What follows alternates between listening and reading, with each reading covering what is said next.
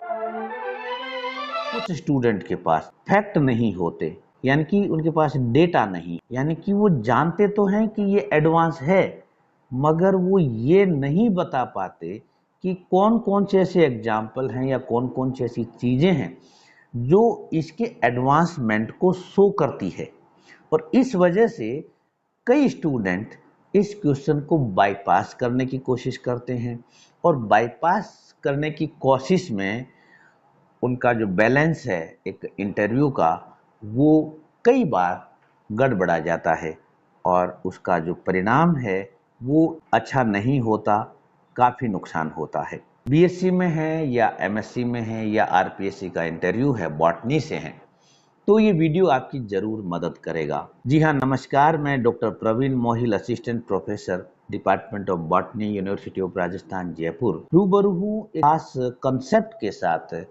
और ये कंसेप्ट सिर्फ आपको यही नहीं, ये आपको एस्ट्रेसी फैमिली पे सवाल आएगा तब भी आपकी मदद करेगा, ये आपके ऑर्किडेसी पे आएगा तब भी आपकी मदद करेगा, और इवन रेनेल्स पर आएगा तब भी आपकी मदद करेगा।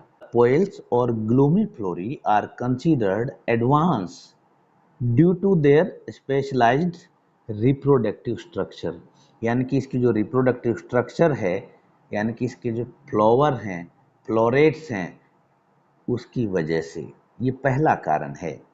यहाँ हम टोटल 6 रीजन की बात करेंगे। दूसरा, इफेक्टिव फोटोसिंथेसिस मैकेनिज्म। अब ये टॉपिक लेने का एक और बड़ी वजह है, कुछ स्टूडेंट हैं वो प्लांट फिजियोलॉजी के होते हैं, यानी कि उनको फिजियोलॉजी अच्छी लगती है और वो इस क्वेश्चन को आते ही घबरा जाते हैं। घबराना नहीं है, ये क्वेश्चन इस प्रकार से है कि आप जवाब दे सकते हैं मगर थोड़ा सा समझने के बाद। Next point, adaptability to diverse environment, ecological dominance and significant economic importance. Significant economic importance का मतलब है कि हम खाना जो खाते हैं और चपाती जो खाते हैं, राइस, ये जितने भी सीरियल्स हैं, ये सारे के सारे इसी फैमिली की देन है, यानी कि सीरियल इसी फैमिली को बिलोंग करते हैं।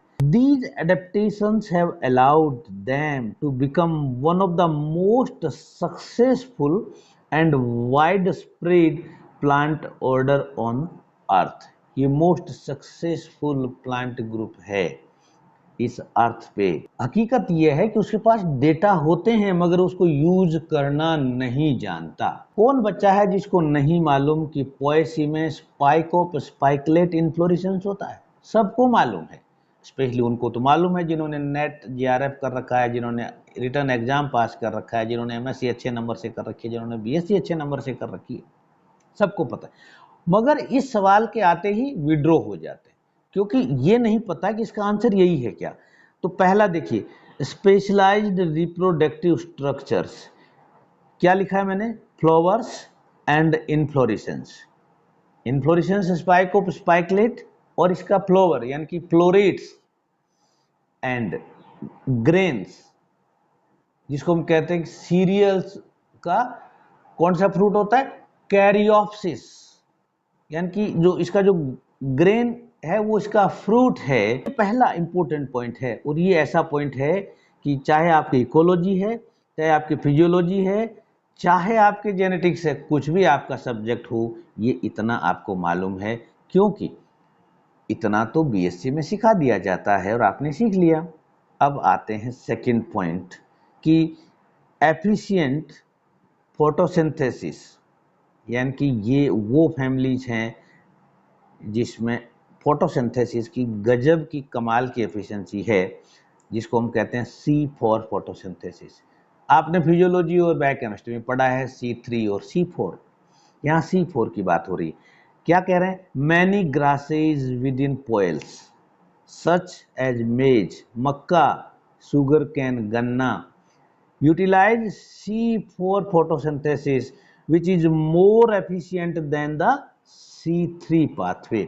यहाँ पे आप अगर फिजियोलॉजी की एक्सपर्टी के साथ हैं, बायोकेमिस्ट्री की एक्सपर्टी के साथ हैं, तो आपको ये मालूम होना चाहिए कि C4 की एफिशिएंसी C3 से ज़्यादा क्यों है। Under high light intensity.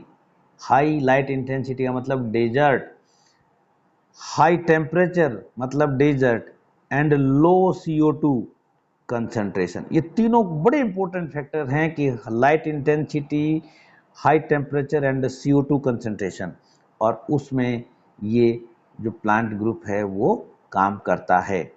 This allow them to thrive in conditions where other plant might struggle. Other plant struggle क्या, मर ही जाते हैं, मगर ये वहाँ पे बड़े आराम से रहते हैं। क्रेंज एनाटमी, जब ऊपर हमने जो C3 और C4 की बात की तो आपको यहाँ पे ये क्रेंज एनाटमी भी समझ में आ गया है, और अगर समझ में नहीं आया तो इसको अलग से देख लीजिएगा। यहाँ मैं टेक्सोनोमिक व्यू से बात कर रहा हूँ तो मैं यहाँ इस चीज़ को नहीं समझा रहा हूँ। एडेप्टेशन टू डाइवर्स हैबिटाट, एक सिंपल सी बात है कि एडवांस किसको कहोगे। एक सिंपल उदाहरण लें, पहला सामान A है और दूसरा सामान B है। ए तो केवल एक छोटी सी जगह पे मिलता है, एक स्टेट में, दूसरे स्टेट में नहीं मिलेगा, और बी पूरे इंडिया में मिलता है। बताओ एडवांस किसको कहोगे? डेफिनेटली आप बी को एडवांस कहेंगे। तो ये जो डाइवर्स हैबिटाट है ये एडवांसमेंट का कैरेक्टर है, याद रखिएगा। वाइड रेंज ऑफ हैबिटाट, यानी कि घाट घाट का पानी पिया है। तो ये घाट घाट का पानी का मतलब है कि कई सारी जगहों का अनुभव है, यानी कि कई डिफरेंट डिफरेंट हैबिटाट्स में निवास करने वाले प्लांट्स हैं। Wide range of habitat adapted to wide variety of habitat from wetland. Wetland आपको मालूम है, एंड रेन फॉरेस्ट, ये भी आपको मालूम है। अगर नहीं मालूम है तो इनको पढ़ लीजिएगा, ये सवाल पूछे जाते। And to arid desert, arid desert Churu, Jaisalmer, Barmer, and temperate grassland. जितने हैबिटाट हैं वहां पे सब जगह मिल रहे हैं। अगला पॉइंट इसी का है, पेरिनियल ग्रोथ फॉर्म। इसकी जो ग्रोथ फॉर्म है वो पेरिनियल है, जिसको सपोर्ट करती है। Many Poales are perennials, meaning they live more than 2 years and can survive through various seasonal change, यानी कि डिफरेंट डिफरेंट सीजन को टॉलरेट कर जाते। Various seasonal changes giving them an evolutionary advantage. Ecological dominance, grasslands and prairies, ये इसके example हैं।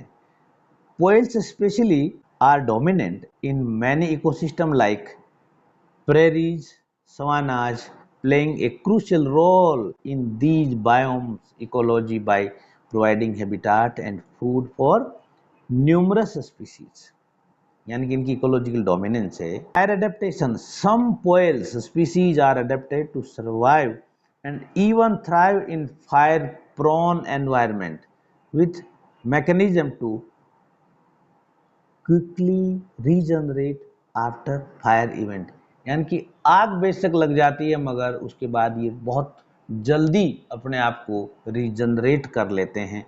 ये इसकी खास बात है। आप इंग्लिश मीडियम के हैं और आपको हिंदी में अनकम्फर्ट हो सकता है तो आप इसी टाइटल से स्लाइड शेयर पे मैंने पीपीटी को डाउनलोड कर दिया है, आप वहाँ से पीपीटी को डाउनलोड कर सकते हैं और उसके बाद इसको काम में ले सकते हैं। बिल्कुल फ्री ऑफ कॉस्ट है, किसी प्रकार का कोई चार्ज नहीं है।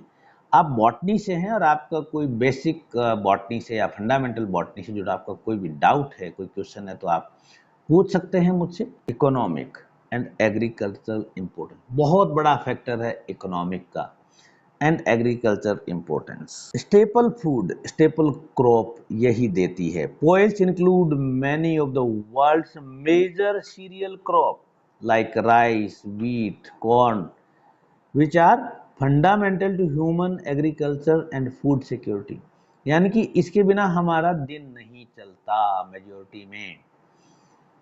Versatile uses, beyond food, poils provide material for construction, bamboo, biofuel, sugarcane, and various industrial applications. Advanced root system, extensive root network. आप एक काम करिएगा, कभी आपको फुर्सत हो, लॉन में बैठे हो किसी, तो आप वहाँ की जो रूट्स को खोदिएगा जरूर, एक दो प्लांट की, ज़्यादा मत उखाड़िएगा, तो आप पाएंगे कि वहां पे एक दूब का एक बड़ा नेटवर्क जैसा मिलता है। इसी की हम बात कर रहे हैं। Many Poales have deep and extensive root system that enhance their ability to access water and nutrients from the soil as well as stabilize the soil preventing soil erosion, यानी कि इकोलॉजिकल कंजर्वेशन में भी अपना योगदान देते हैं। तो ये था हमारा सवाल कि आपसे अगर पूछ लिया जाए तो आपको आंसर क्या देना है। ये डिपेंड करेगा कि आपके पास कितना टाइम है और आपको किस एंगल से पूछा गया। इस एंगल को जरूर ध्यान रखिएगा कि क्यों पूछा गया है। अगर एकेडमिक एग्जाम में है तब ये मेरी पीपीटी डायरेक्ट आपको काम आ जाएगी। आश्वस्त हूँ कि आपकी मदद करेगा, क्योंकि मेरे अब तक के बहुत सारे स्टूडेंट हैं जो मुझे बताते हैं कि ये डिस्कशन हमारे काम आते हैं। एक और टॉपिक है ग्रासेज एंड सेजेस, ये इसी फैमिली से जुड़ा हुआ है और आपका इंटरव्यू है और आप बहुत कॉन्फिडेंस से जाना चाहते हैं। आप फंडामेंटल बॉटनी को आप एक स्ट्रॉन्ग पॉइंट के रूप में प्रेजेंट करना चाहते हैं बोर्ड के सामने, तो ये 2 वर्ड और पढ़ लीजिएगा और इनके बारे में थ्योरी में पढ़िएगा थोड़ा सा और कुछ प्रैक्टिकल के एग्जाम्पल भी तैयार करिएगा। अगर आपको प्रॉब्लम आए तो आप कमेंट बॉक्स में लिखिएगा। ताकि वीडियो से आपका कोई भी डाउट है या कोई क्वेश्चन है, आपका जो भी कोई सिलेबस है, चाहे आरपीएससी का है, यूपीएससी का है, आरएएस का है या किसी भी स्टेट पीएससी का है, और आपको टैक्सोनॉमी या कोई टॉपिक है जो मिल नहीं रहा है, हिंदी में नहीं मिल रहा है या इंग्लिश में नहीं मिल रहा है और हिंदी में समझ में नहीं आ रहा है, तो मैं आपका स्वागत करता हूँ, कमेंट में लिखो। और जैसे ही आप कमेंट में लिखेंगे, अगले 7 से 10 दिन में हमारी टीम, मैं आपके लिए आंसर तैयार करने की कोशिश करेंगे। और अगर आपका क्वेश्चन कुछ इस तरह का है, बड़ी प्रॉब्लम है, ऐसी यूनिट है जो पूरी नहीं मिल रही, तो आप मुझे वो चीज़ें मेल करेंगे, उसमें आप अपना मोबाइल नंबर भी आप मेल करेंगे, तो हो सकता है हम मिल के आपस में बात करके उस प्रॉब्लम का सॉल्यूशन निकालेंगे। मकसद सिर्फ इतना है कि आपके साथ जो भी टैक्सोनॉमी से जुड़ी प्रॉब्लम आ रही है उसको सोल्व करने का इरादा है। हाँ, वीडियो आपको अच्छा लगा हो तो लाइक कीजिएगा, किसी दोस्त की हेल्प करने के लिए शेयर भी कीजिएगा और ऐसे ही वीडियो के नोटिफिकेशन के लिए चैनल को सब्सक्राइब कर लीजिएगा ताकि आपको समय पे नोटिफिकेशन मिल जाए। Thank you very much.